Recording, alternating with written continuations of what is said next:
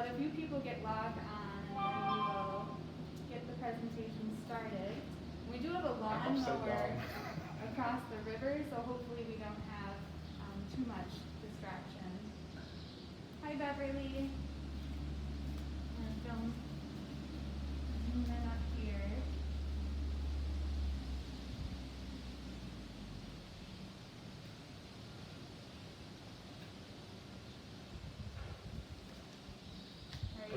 I'm upside down. Sorry, Facebook land. Hi, Kevin. We're having a little technical difficulties with the Historical Society's page, so we're going to wait for that to get fixed before we continue.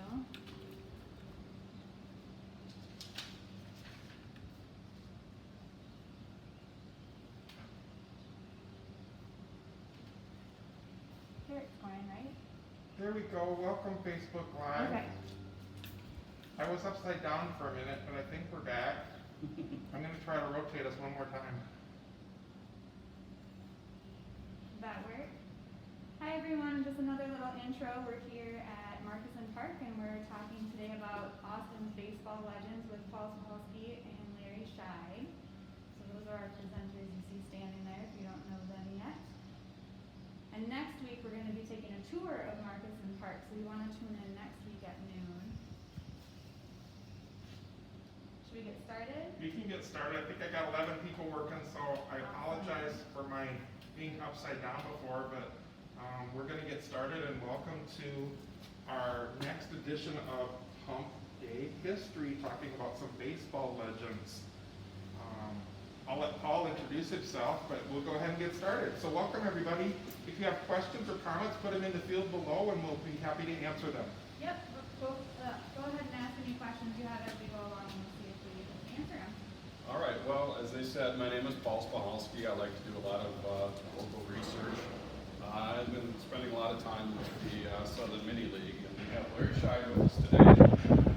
We're at Marcusen Park, and you see from the plaque up there, this is the house that his dad, Emil Scheid, built. And we're going to be talking a little bit about some of that process, some of the changes that happened in Austin here, and then as you do the tour next week, maybe you'll notice a few things that maybe have changed if we're going to talk about other stuff. So Larry, first things first, this is a picture of the 1950s, or the 1950 Austin Packers team, and you're pictured off here on the right side of that photo. There is the bat boy for that team, and your dad's down here at the bottom. I'm going to show that for the people if they want to zoom in. Maybe we'll take it. If you can take that, sure. How old were you when you were the bat boy for the 1950 Austin Packers? Well, I was, in 1950, I would have been 9 years old. Okay. And this was not your dad's first year with Austin baseball, and my understanding is he was actually pretty active in Waseca baseball. Yes, he was. Yeah. He started there and he helped build the grandstand in Waseca too, so it was a WPA project, and he got to Austin because he was contracting with Hormel, and he was actually had the contract for the south end of the high school. Okay. That was built with the Oldie Bourbon Gym, and so all that ductwork and that was stuff that was under his company. And but anyway, then when the Second World War came, he had to all of his workers went to the war, and he was just a little too old to go to war. So he went to work for Hormel's and made the spam to feed them. Okay. So do you know when your dad and the family moved to Austin from Waseca? Do you know what year? 1941. 1941. Because my understanding is in 1946 was when your dad really kind of kicked off with baseball again here in Austin.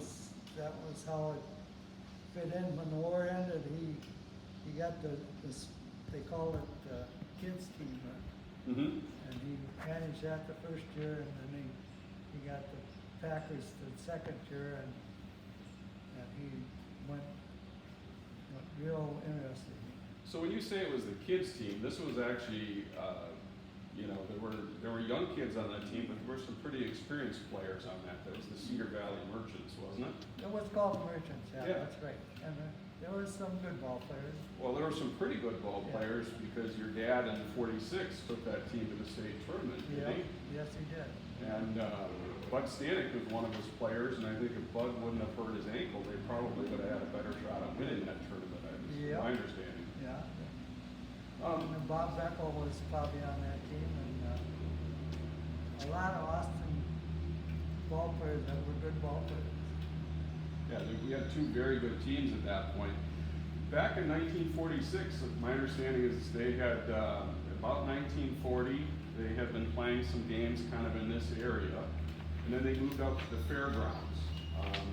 Where at the fairgrounds did they play games before we got Well, Marcusen Park? it was in front of the old grandstand that got tore down maybe 5 years ago or so, and it was a makeshift deal, but they had dugouts, and it kind of was a complete ballpark, but it wasn't what they wanted for the future. Sure.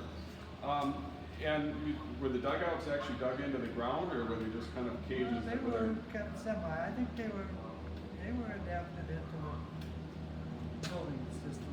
Okay.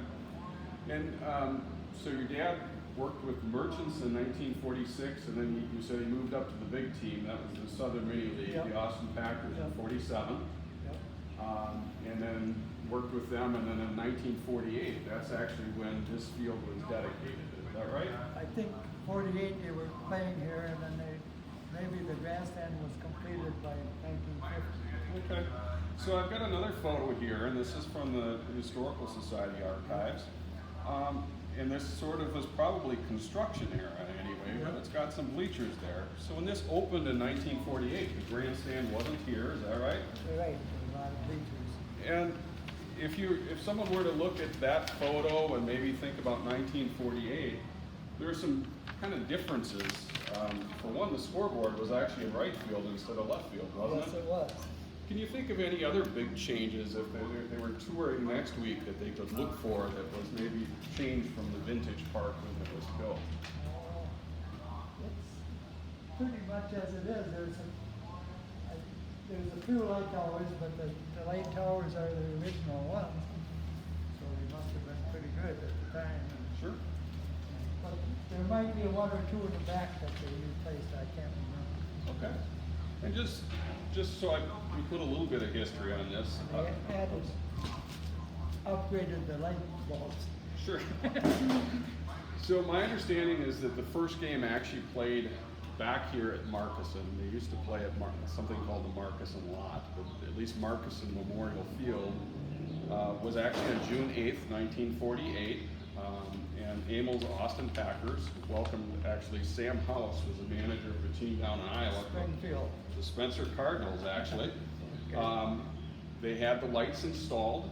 They tested them on June 7th, and they had that first game on June 8th of 1948. The grandstand wasn't here. There were just bleachers in place, kind of like that photo indicates, and they had bleachers for roughly 1,000 people. 1,084 fans attended that game, and Red Lindgren, kind of an Austin legend, certainly an Austin legend for baseball purposes, hit the first home run in the new park in the 8th inning. There was a lot of support from the community in building this park. One of them was actually the local 9, the CIO. Were you aware of kind of those connections of how that happened? Well, not really, but I can see the connection between that. My dad was promoted the union for his employees, and he also worked at the plant for Hormel Company for 10 years, and he was good friends with the local union people. Okay. Well, my understanding is the local 9 CIO actually sponsored a ticket drive for that first, or at least the dedication game. They started playing, and they had a dedication later on that summer, and I think that was closer to August 1st, actually. And you could purchase your tickets from the union, and the union donated the tickets to help pay for the lights for the stadium. So the dedication, I think, was washed away at least 2 times, but eventually it did occur. We had the municipal band, Mayor Mel Rothson, Frank Schultz, both were in attendance. And the dedication included not only the dedication of the field, but the scoreboard, which was in right field at that point, and the flag area.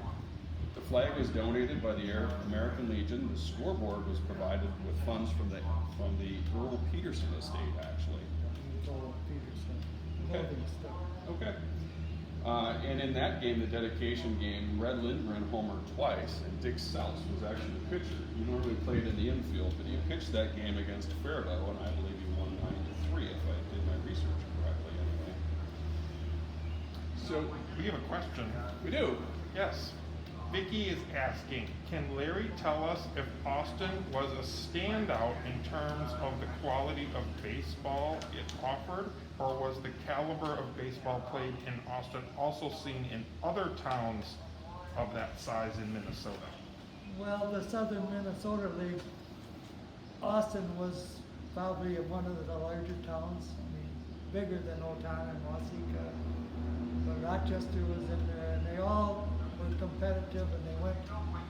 It started out with you had maybe 2 outside players, and then maybe 3, and then you had local people. But if you got somebody in and got them a job, pretty soon they were considered local. So it got pretty competitive, and everybody went out and recruited all winter long. And so there was an 8-team league, and it was competitive all through. But Austin was in the first division most of the time. And when my dad first started, Elber Lee had Shannon Dolan, who was a good Irishman, and he was a car dealer, so he was a salesman. And he had big winning streaks, and he had some Mickey kids, Walt and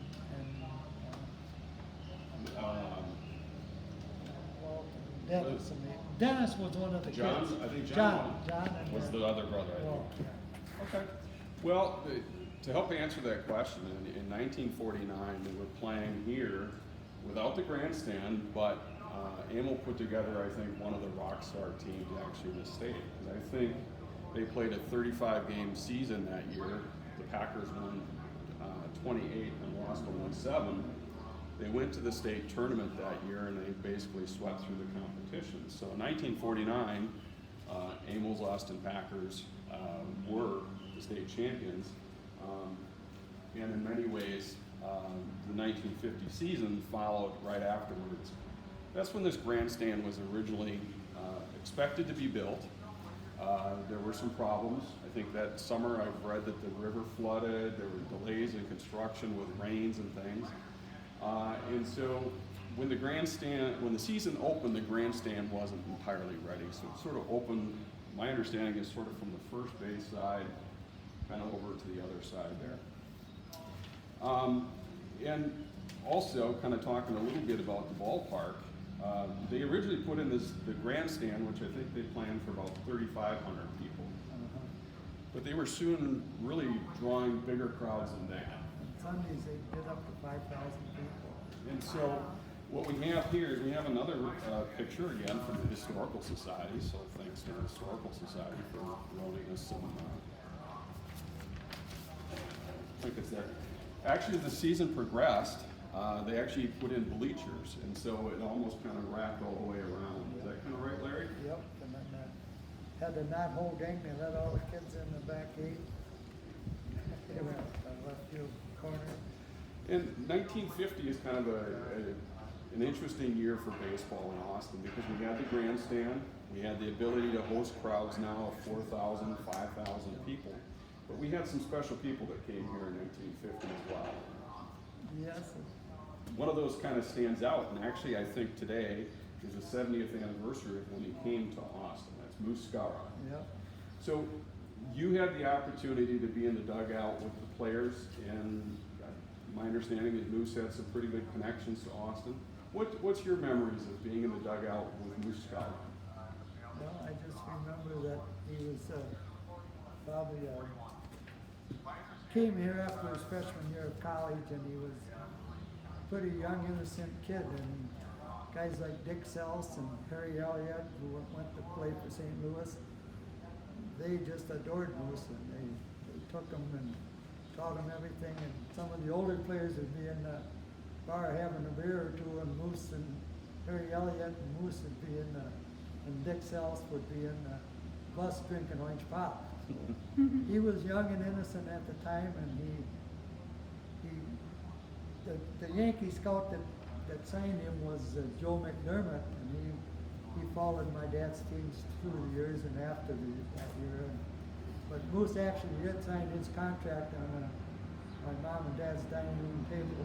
So it was a good relationship, and Moose came back all the time, and we just wanted him to sign something for our kids, and he'd say, "Oh no, I'll send you an 8x10 glossy," and he'd always send it.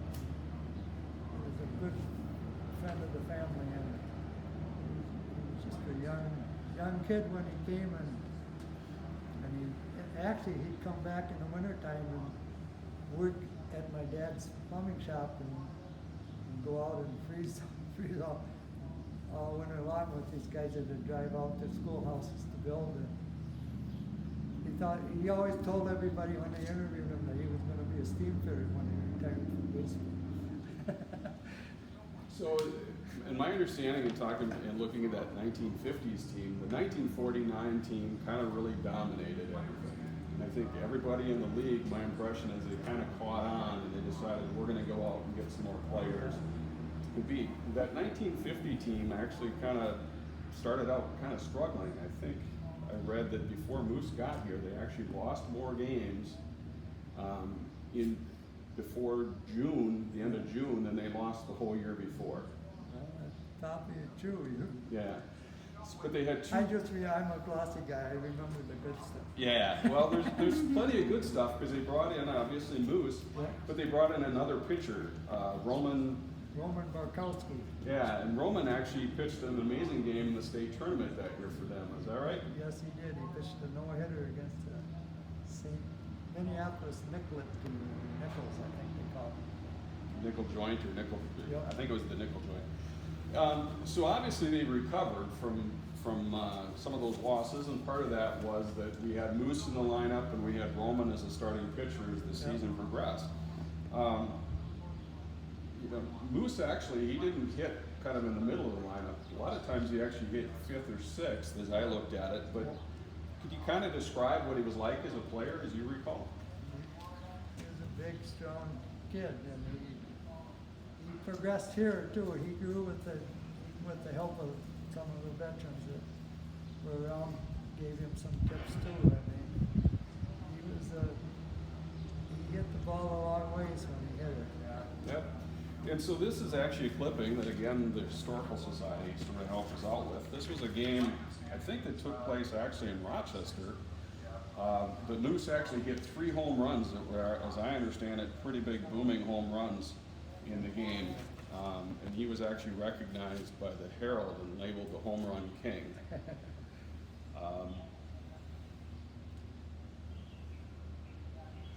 So we kind of cheated a little bit. We talked a little bit about the state tournament. So we know a couple things. That means that the Packers rebounded well, and they made the playoffs that season, right? Yep. And so we have kind of a picture here.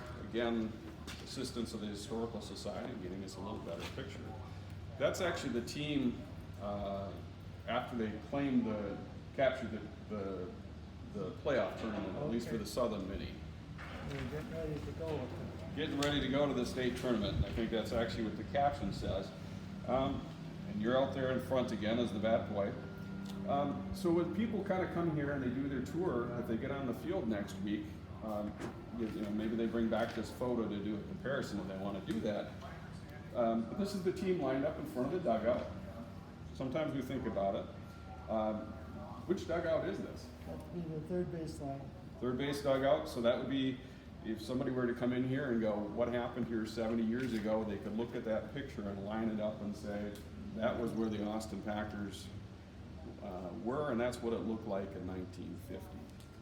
And they built it with 2 locker rooms with complete showers, and being a plumber, it was pretty classy stuff. And they also built a locker room for the umpires. So that was pretty progressive at that time.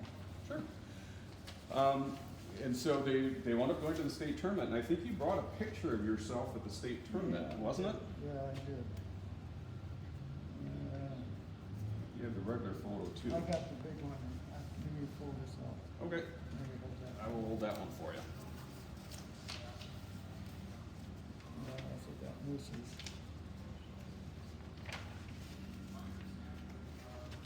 It's kind of black and blue, but this is Moose and this is me and this is my dad. Okay.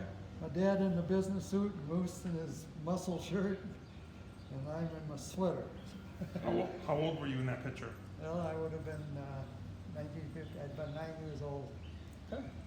And that photo was taken up in St. Cloud, so that was probably taken right around the time of the state tournament then, is that right? Yep, the St. Cloud Hotel, and there's another highlight. My folks were building a house, and that was before they could switch their doors on the refrigerator. And my mother needed a left-hand door, swinging door, and they found one in St. Cloud and had it shipped to Austin. Cool. So it was shopping during the tournament. Right? Yeah. Well, my understanding of that tournament is well, Roman had just kind of a game of a lifetime. He threw a no-hitter in the first game. But unfortunately, the Packers lost that second game. I forget who it was too. Yeah, I think. got in the loser's bracket of a double elimination tournament Right, and so then they kind of had to turn around and they had to win 5 games in a row in 2 days. in 2 days. And my understanding is we managed to win 4 of them, but not the 5th They one. lost in the finals.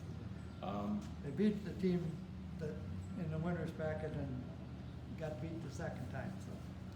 So they won 4 out of 5 in 2 days, which still isn't too bad. Yeah. I think actually in the first game of the Sunday, I think Moose actually hit a home run in that game, if I remember my history here. So if we go back to this question about how competitive was Austin. So in 1949 they won the state tournament. 1950 we won 4 out of 5. We made it to the finals, double elimination. We lost. The year afterwards, how well did the Packers do? I think they got to the state tournament in 51, I think. I can't remember for sure. What I do remember is 52, they advertised to host the state tournament. And it was Austin for you in 52. And they got beat out in the playoffs, so the home team wasn't in the state tournament, and that was a sad deal. It was. And kind of making it worse as an Austin fan, it was actually Albert Lee that was in the state tournament here in Austin. Well, in 1951, going back to answer that question about how dominant were the Austin Packers, they did go to the state tournament again in 1951. They made it all the way through to the finals again and placed second. They lost in the final game again. There was a picture in that season, Carl DeRose. Do you remember Carl at I all? remember Carl very well. He had an amazing season that year. I think he won like 13 games in a row or something like that, wasn't it? Yep. He was a Yankee property that my dad recruited, and he came from California, and he got here in the wintertime, and my dad gave him a job, but didn't have an assignment right then, so he sent him out to his house and had him shovel a path up to the house, and the snow was this deep. But Carl was a big guy, and he hurt his arm in the American Association AAA ball, and he developed a slider, and he would just throw that slider and 90% of the time, and nobody could hit it. And then I got one more thing on that. Sure. Is that Bill Campbell was the catcher, and they played a game in Faribault in about an hour and a half because no signals. It was just play catch, and Carl got him out, and it was a very fast. Be good for nowadays to learn something about speed of ball game. It certainly would. So talking a little bit about Carl, he was a Yankee prospect. He actually threw a perfect game in the minors before he came to Austin. And actually, I'm probably going to put this on my history blog next month, but he'd actually hurt his arm before the game. So he was really throwing those sliders and curves and kind of any junk he could throw, but he threw that no-hitter. And your dad actually signed him, he's been pitching in Spencer, Okay. Iowa, I think, and then promised him a kind of a job in the off season, like you said. How often, But he also got his plumbing license and went back to California after he retired from baseball and started his own business, mechanical business.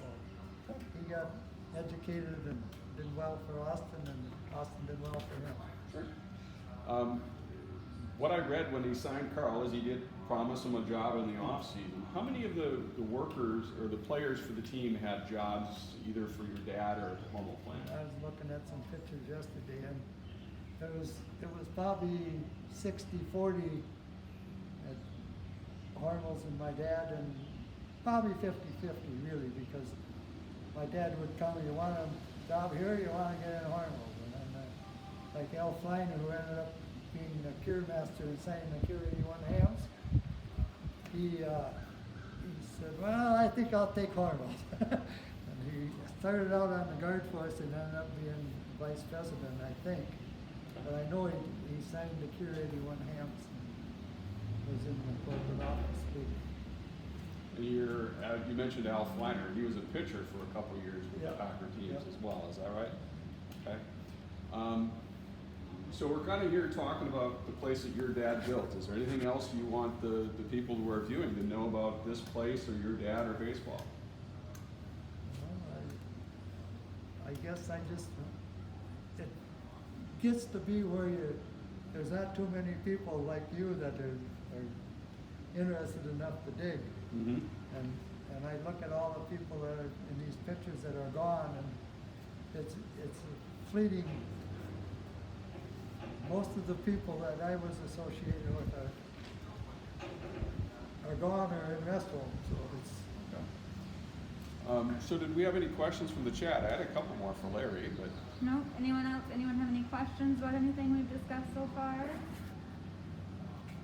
you have any on your end? I don't have any questions. I don't have any more questions. If anybody has any questions, feel free to write them in the chat and we'll get them answered. yeah. So Larry, you obviously grew up in a baseball family, so I assume you played some baseball.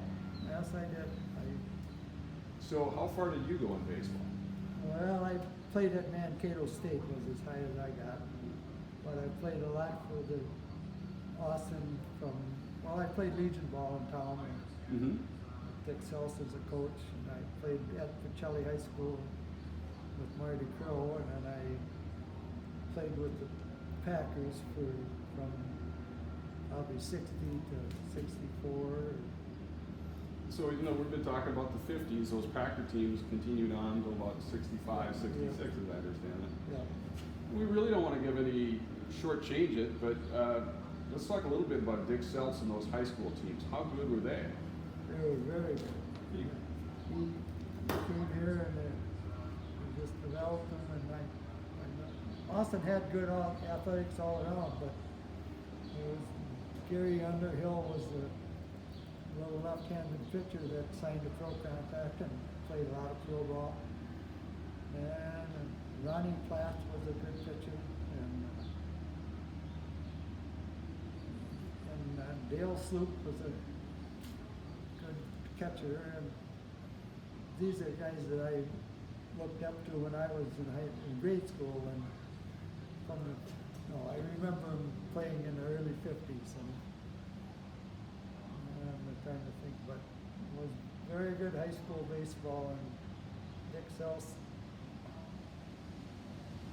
loved the game at that time and was. So I have a question. Did the high school play at Marcusen Park too? Yes, in the 50s, So how long did they play here? until they built Dick Sells Field at the junior college and the community college now, I guess. But until about 5 years ago, I think. That building out there isn't that old that I can Yeah, it's remember the start. part of the reason. So not only did we have the Austin Packers, but we might have the Merchants, and I think there was a Austin Queens team at one point that played here. But then when the Packers were recruiting all these other players, the local boys were short-circuited after high school, so that Bob Cummings started the Austin Blues which was like the kids' team when my dad took it 1 year and then went to the others. So he did that, and the Blues had a lot of local kids out of high school that played for a long time and were competitive. They actually were in Class A and the Packers were Double A, but they liked to play each other, and it was a good competition, and they had a chip on their shoulder, kind of. So did the Blues also play here then? Yes. So pretty much any Organized baseball was here. so that if there was baseball going on in Austin, this was the place to be. Yeah. And we saw from those crowds, obviously, that there were a lot of people that were here when they were playing. Okay. And he was optimistic. He built 2 ticket windows so that they could shorten the lines up. Sure. Get them in, because we had, crowds of 3, 4, and 5,000 that were coming into this park on a weeknight. So, at least a weekend, I should say. So, I don't know if you have questions of where we're at in terms of time. Nope, I think we can start wrapping things up if you guys are about finished. All right. Well, Larry, yeah, this is something that we've acquired fairly recently. It's a wool uniform. It's got the Hormel name on the back. And if we were to go back and look at that team photo, it would match at least some of the players. They changed the A on the team Yeah. pretty. So the question I asked you earlier, and maybe you can think about it, we would love to know who wore number 31 for some of those Austin Packer teams. That looks to be pretty close to the 1950s wool jersey, doesn't Well, it? they have heavy uniforms, and I would just be like going to Vegas, but I'd say maybe Sam House. I think we'd be pretty happy to know we had Sam House's jersey for how long he played here. And he was another one that came and went to work for Hormel and did well and ended up in Atlanta and in the office area and had a son, Mike, that had a very good high school career here and went on to good things in business. Dick Morgan had a son that went on and did really good in business also. His brother was a Yankee, Tommy Morgan. Yeah. All right, well, we're going to end this portion of the kind of the history background. Next week, you'll be back here again to kind of tour the park itself. Yep. And so tune in next week. Yeah, awesome. Thanks everyone for tuning in and watching. I'm going to zoom back in over here on this plaque as we end. And I just want to tell everyone to give our page a like if you haven't already. Give the Morristown Historical Society a like. If you miss